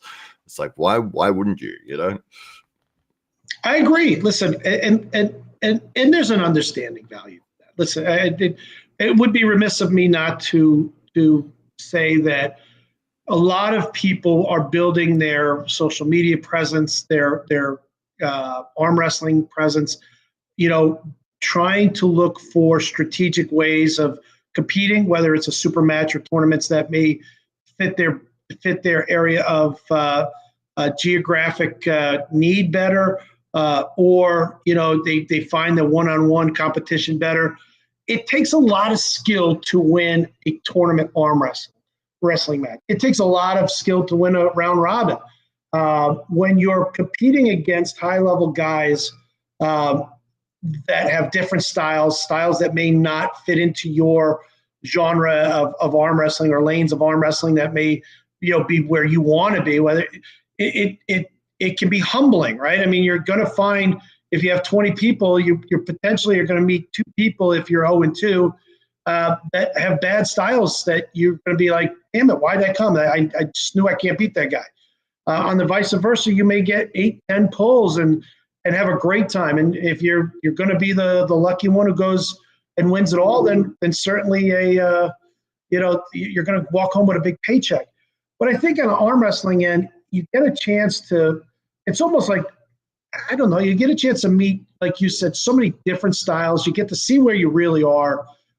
You get to learn.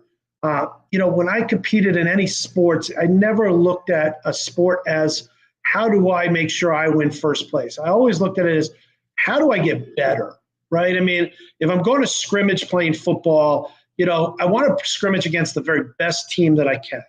And the reason why is because I want to see how I line up against the best nose tackle. I was a center. I played center through football, and I played defensive end. I actually had some legs on me at one time. I was fairly quick. But what I wanted to do is I wanted to line up against the very best offensive tackles. When I played defense, I wanted to line up against the best nose guards. I wanted to be able to make myself better. So, even outside of seasons, because that was the goal.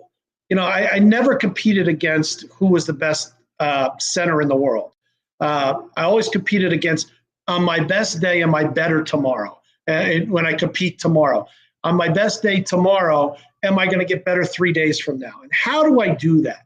And I think arm wrestling is the really best way of doing it is to compete, right, on as many ways as you can. And then when you have tournaments that are high-level tournaments, to get involved, because it shows you exactly where you stand. Listen, if you think you're the number one heavyweight in North America and a tournament arm wrestler, there's only one person right now, in my opinion, doing tournament arm wrestling that can prove you wrong, and that's Corey West. And if you're on the left-hand side, it's Cody Merritt, because he won our tournament. And I'm specific to my event, but I think that they're the two best left and right-handed North American pullers on a tournament arm wrestling end right now. Now, you could say, well, how can you say that? Because Devin's not in there, Michael Todd's not in there, Dave Chafee's not in there, Jerry Cataract is not in there. And their answer is absolutely right. They are no longer tournament arm wrestlers at this point in their career. They're super match arm wrestlers. So if you want to find out how you match up against the very best tournament arm wrestlers, find events like ours. And if you're not one of those other names that are getting called for East versus West, then you should be tournament arm wrestling, right? I mean, it's you really want to see how you can get better, so that way, if you do get that call, you're ready, right? Because I can tell you what, those guys in Europe, from what I understand, they're pulling in tournaments all the time, right? They're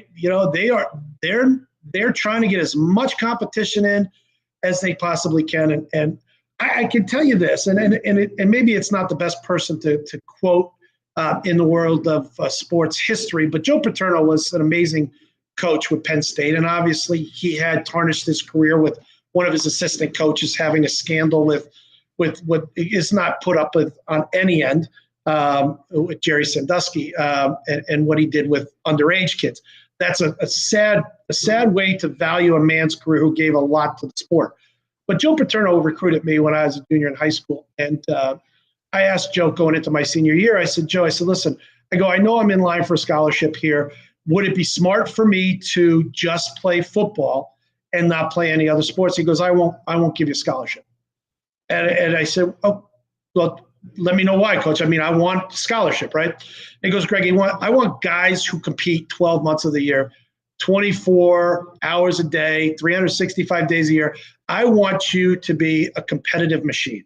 He goes, you're not going to win all the time, but if you're always in the game to compete, when it comes down to the wire, then we know we got the right guy. We don't want a guy that's going to take a vacation because he's only competing 3 months out of the year.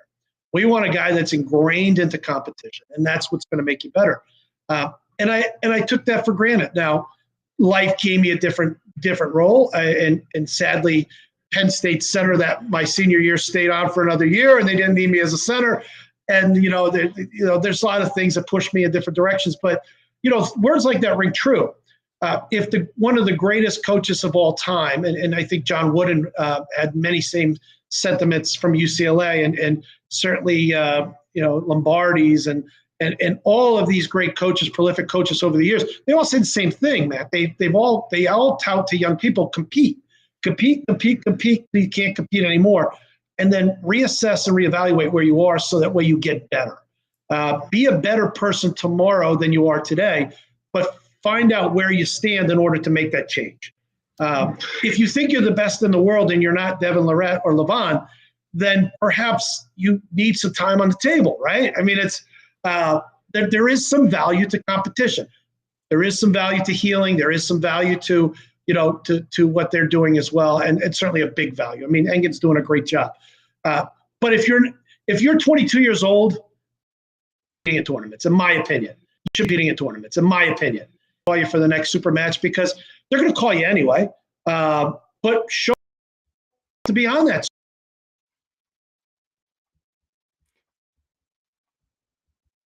But show them that you deserve to be on that stage, on that platform, because they'll come for you.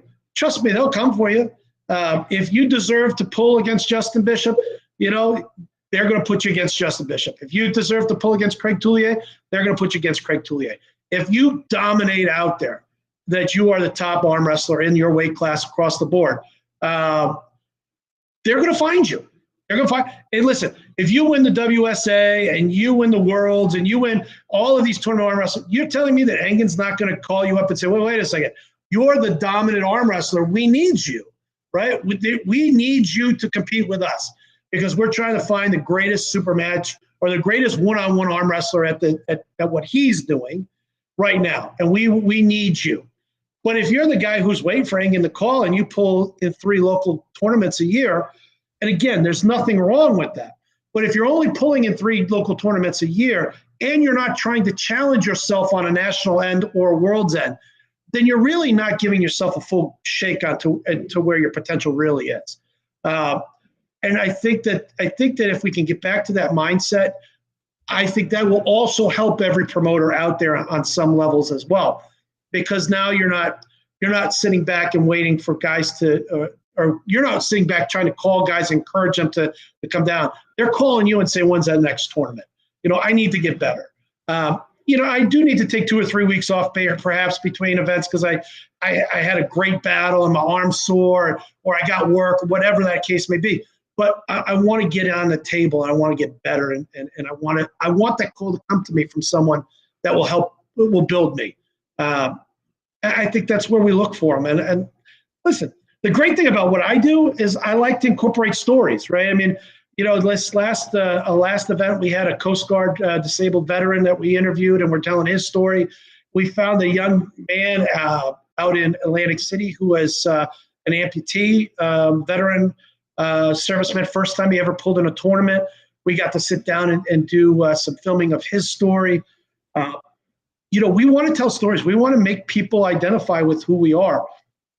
I think we're an amazingly interesting class of people, but in order to get those stories out, you have to show up, right? I'm not going to come out with a film crew to your house and tell your story and then find out you don't come to my event. I mean, it's a fool and their money is soon parted, and I've parted with enough money that I'm not a fool. At least I don't think so.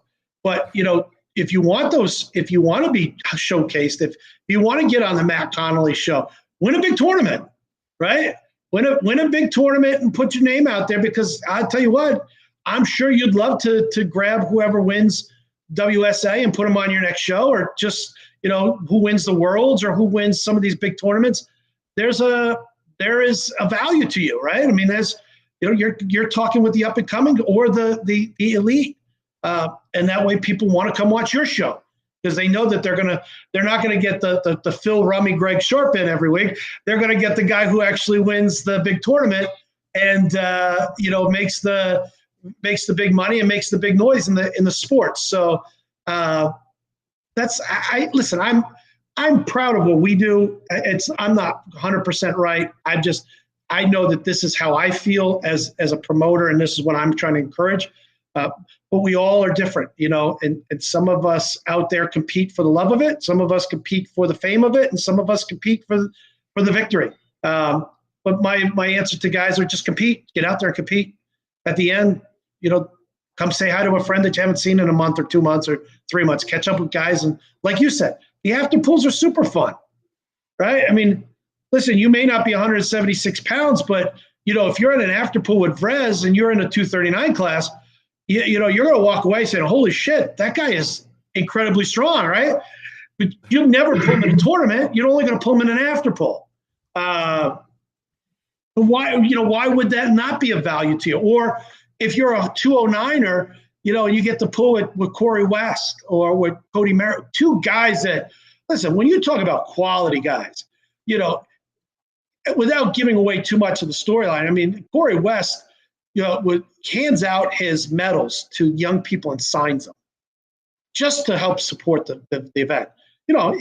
That's the kind of guy he is. He finds two young people that, are enamored, and he tries to make a difference.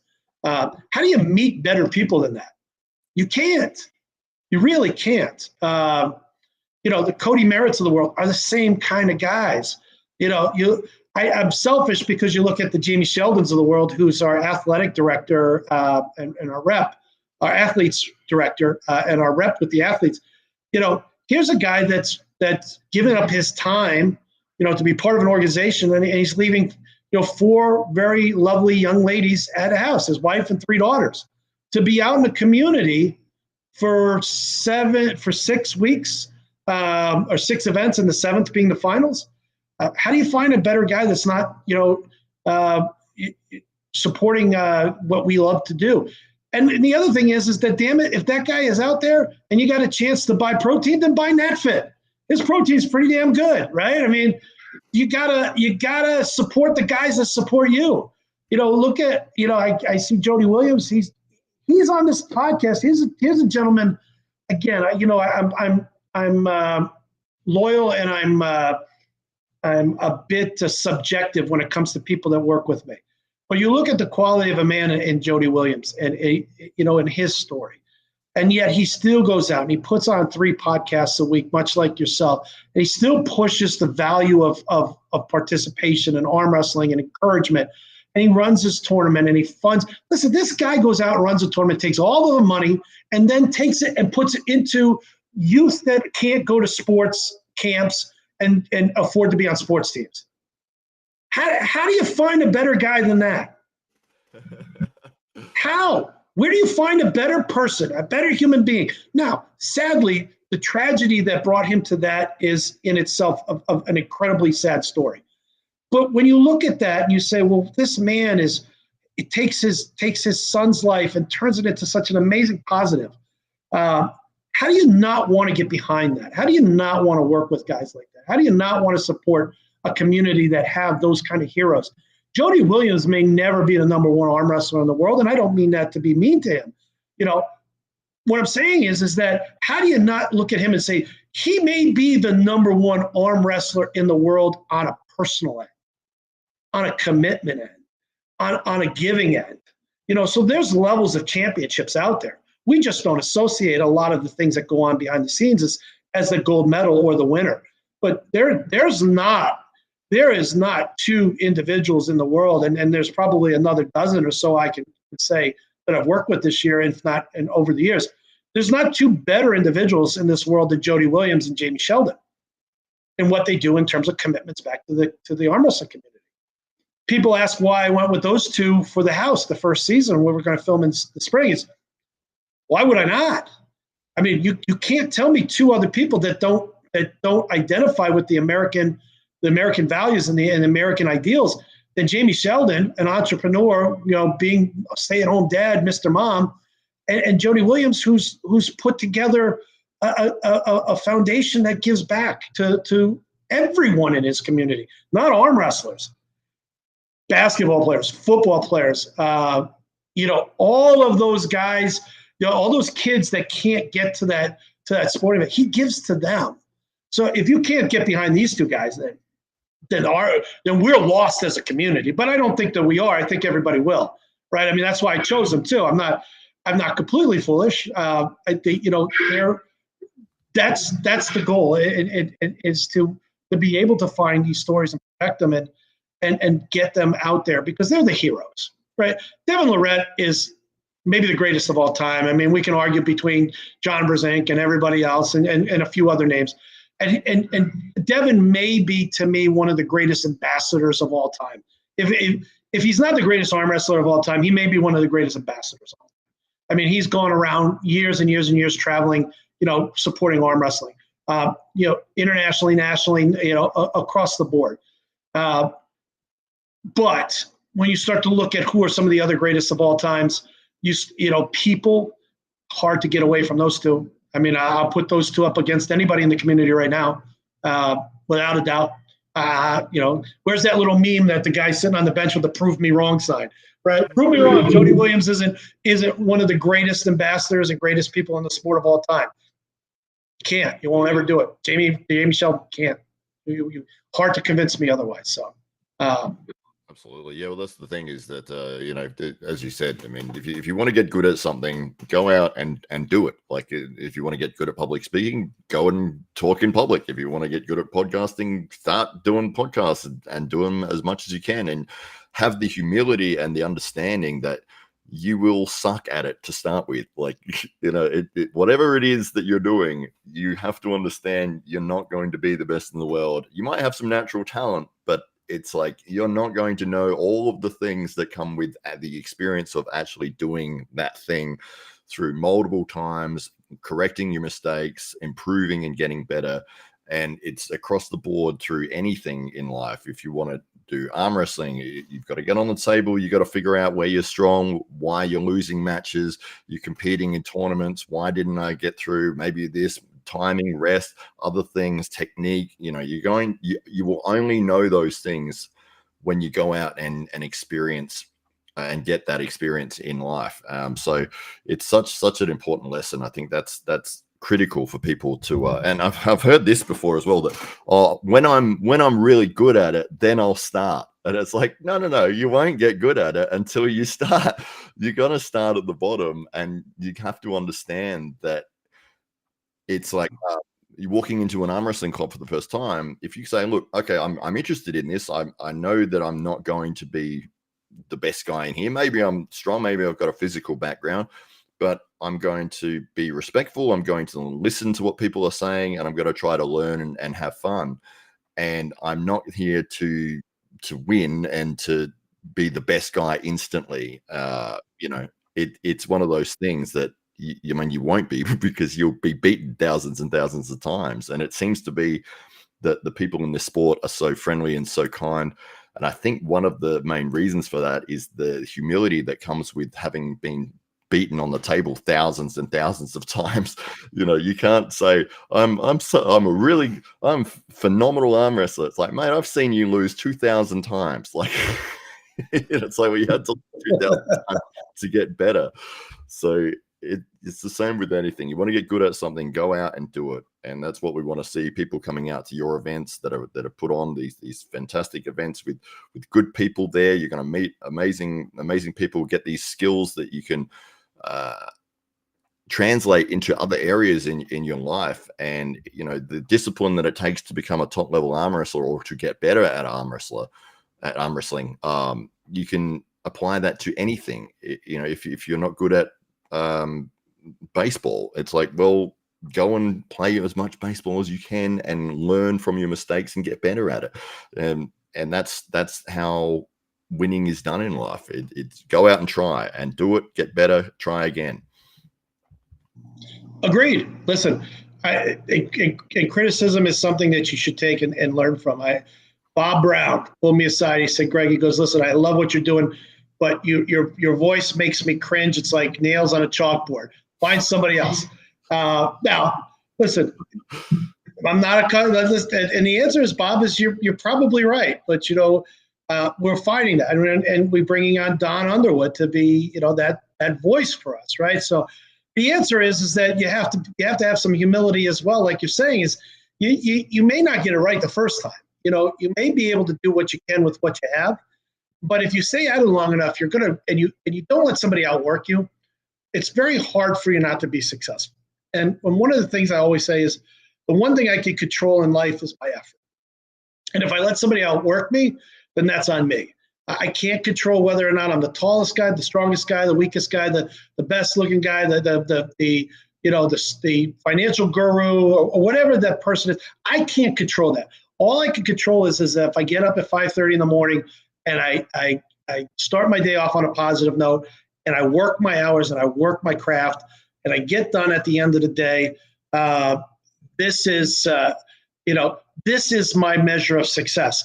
And if my end of my day is at 9, and I think that the guy outside of me is working harder than me and he's staying up to 10, then damn it, I can control that. I'm going to stay up to 10, and I'm going to work hard, and I'm not going to let somebody out effort me to the point in which I don't win. Now, if they're smarter than me, if they've got more money than me, if they've got a better value than me, I can't control that. I can only play the cards that I'm handed. But when it comes to effort, I'm gonna try to outwork you. And I think that's the sport in itself. Listen, if you're an arm wrestler and you go 0 for 2, I go 0 for 2 a lot. The first tournament I pulled in on a world's level for a competition, not as a world puller, but to compete for a qualifier, was Simon had one in the UAL in LA. Bill Collins had it. And so at that event, they had Wayne Withers and they had Mike Aiello there. and a couple other really good. They had Robbie Burnett, and like a lot of really good super heavyweights at that time. I was a super heavyweight. Well, I am again because I didn't watch my diet. But so I went up to Corey Miller and I said, "Hey, Corey," I said, "when you populate the brackets, how do you populate them?" He goes, "Well, they're kind of random." I said, "Listen," I go, "is it possible for you to randomly put me against Wayne Withers or Mike Aiello?" And he looked at me like weird, and I'm like, and he's like, "Well, why?" He goes, "Why would you want to go against those two guys?" I said, "Because here's the deal." I said, "I'm going to be 0-2 at this event. I'm an amateur pulling in pros. I'm pulling in pros because I'm supporting Bill and I want to get better. But if I pull any regional pro that I know I can't win, I'm going to find myself on the B side, which basically means I'm probably going to find another regional pro that's going to be on the B side, in which I'm going to be out and I'm never going to get to pull two guys that are on the top of their level and top of their game right now. So if you can put me against Mike Aiello or Wayne Withers, love it." I just happened to get lucky enough that I got Wayne Withers that first time, and of course he crushed me. I got lucky enough to catch a win that second match, which was, I still don't know how that happened. But then I found myself against Robbie Burnett, who was on the B side. I don't know how. And I still remember him pulling me. His thumb was all busted up, and Stump came up and said, "Hey man, Robbie, go easy on this guy. He's an amateur." And I said, "Man, I appreciate that." And Robbie looked at me and goes, "Are you Stump's amateur?" I go, "Well, I just met him, but I know he's looking out for me." He goes, "All right." He goes, "I'm not going to slam you." But he just still pulled right through me. But my first real major tournament outside of regional tournaments, I got to pull two of the best tournament arm wrestlers at the time in the game. And I wouldn't have done it otherwise unless I went down there and competed. And I could have sat in the audience and said, "Hey, you know what? I'm just going to watch today. I'm going to support you. I'm going to come watch." And there's nothing wrong with that because we need people to watch and cheer. But if I'm an arm wrestler and I really want to compete and have a great time, who cares if I'm 0-2? I already knew that I was never going to be on the world stage. I just got an opportunity to pull guys that are. And for me, that's the value, and that's the thrill of it. But, it's me as a person. I hope that other people look at it the same way I do. But like you said, Matt, if you don't get out there and pull and compete, what the hell are you going to do, right? How are you going to get better? Where are you going to find yourself in the long run? Absolutely. Yeah, it seems to be one of the things with this sport as well. It compared to any other sport that I've seen, I mean, the opportunity for you to enter a tournament and maybe you're up against one of the absolute best guys in the country. There's nowhere else where you could do that, where you can be like, "Oh, let me enter this tournament," and then you're up against the number one right-handed guy in North America, and it's like, well, this is interesting. And listen, there's no shame in losing, and I know a lot of people think that social media has put an emphasis on a lot of people to grow their handles, and there's a lot of value. Listen, if you can monetize who you are and what you're and what you're about and protect that image and grow it, I get it. There's nothing wrong with that. But if you really want to see where you're at, I mean, if you really want to understand, what level that you're going to be at, just get out there and do it. Who cares?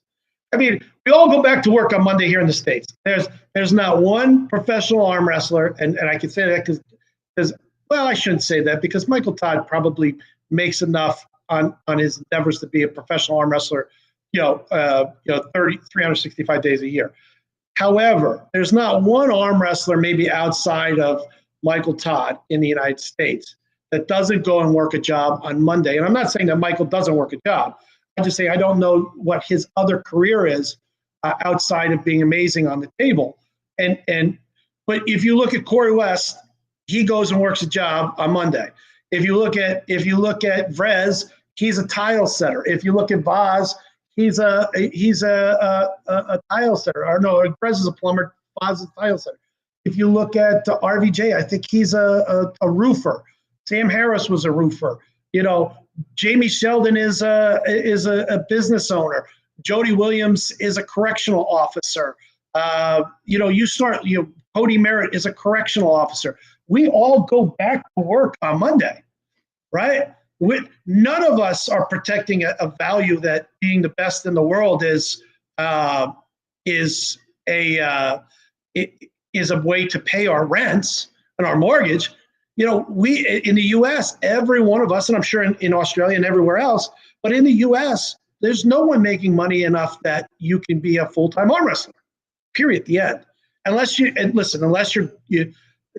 become financially solvent in your life and you can dedicate the time to be that, almost just everybody goes to work, and that's just the way it is. And I like Alan's statement. There's no winning without losing. Losing is the path to winning. I think that's a reality of life. I mean, we all have to get knocked down, and that coined, corny Sylvester Stallone. It's not how many times you get knocked down; it's how many times you get up. Really, it's in anything you do. It's in podcasting. You may have a great podcast, you may have a bad podcast. You get back up and you do another podcast. It's in arm wrestling. It's in construction. It's in finance. It's in hopefully it's not in the medical field, because you don't ever want to be on the wrong end of that. I always, the other question I always say is, I never want my barber to have a bad day, but you know what? I don't have enough hair left on my head, Matt, to make that claim too much. But, you have good days, you have bad days, you win and you lose, you learn. Hopefully when you learn with humility, you get better and you succeed through time. And I think that's the value that you can take away from life, is that success is built upon time and getting back up and trying again. And there's there are few other ways to quantify success in life other than that. And listen, what better way to do it is, as some guys say, holding hands with other guys on a table on a Saturday afternoon. Absolutely. Well, I think we probably couldn't be a better way to end the podcast show for today than that, to have that pathway forwards of how you can be successful at anything in life is just get out and try it and keep trying until you win. And that's literally the way forwards. And it's been an absolute pleasure and a privilege to have you on the show, Gregg Sharp, World Series of Arm Wrestling, and a big event coming up for you. I'm going to put that on the screen one more time just for everyone to see that. It is November the 2nd in San Diego, California, the finals for World Series of Arm Wrestling. And make sure you get along. Even if you're not competing, get along, as Gregg said, and support the event. It's going to be absolutely tremendous. You get to see some of the top guys in the sport. And once again, thank you so much for being on the show, Gregg. It's been an absolute pleasure to have you on the show. As well. Certainly a pleasure for you to have me here. And, I'm humbled when you asked me. It's been a great 2 hours. And Matt, if we really want to get you over here next year, we're going to work on that, my friend. I promise you that. Even if I have to ship my truck over to Australia, drive you to the airport, ship the truck back, and drive you back across country on the miles, we're going to get you over here. You are one of the true heroes of the sport as well, promoting us and a voice that brings a lot of attention to the sport. There's not enough thank yous to the Matt Connellys of the world, especially Matt Connelly that I have on here now with me, but I really appreciate you. Oh, thank you so much. All right, we will end it there, and thank you everyone in the chat